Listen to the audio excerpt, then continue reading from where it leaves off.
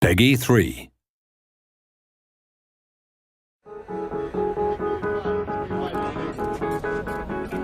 Hi and welcome to the next Formula 1 2010 Dev Diary.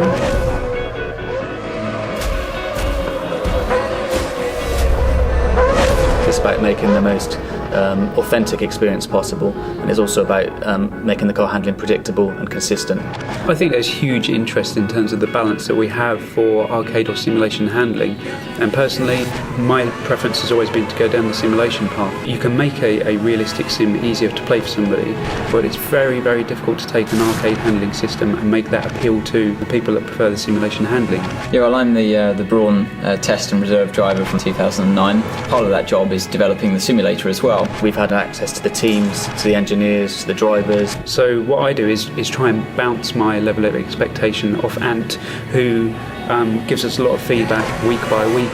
The onboard footage, when you see on TV, they always look incredibly easy to drive. When you're inside the cars, they're so much more twitchy and nervous. That's one thing that's incredibly hard to get right unless you've got someone that's actually driven these cars, especially in the slow speed corners where you have no downforce. As soon as you get them up to high speed, they work in a completely different range. We do want a very simulation experience. You've got the inclusion of aero, which changes the handling of the car completely. We're tailoring the car handling to a very different market, to that Dirt 2 and Grid. They're very different cars, very different handling. It's not just about lapping the circuit, it's about being able to be consistent. The fans of F1 are very passionate and very knowledgeable, and we want to feed them the most authentic experience. And I think it's very important not to blunt the experience of driving a Formula 1 car, but when you start applying the driving aids, to kind of make it accessible without losing the fun parts. You want to make it to the point where it's just playable to enjoy, but also to be reasonably difficult as well. You can find that point where it's exciting, you're consistent, it's about feeling as though you're that hero driver. We've got the real world numbers. We want the players to experience everything that the driver experiences.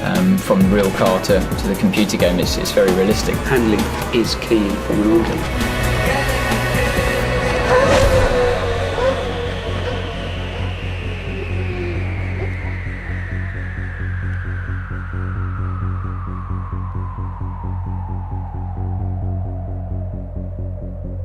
You got the fear.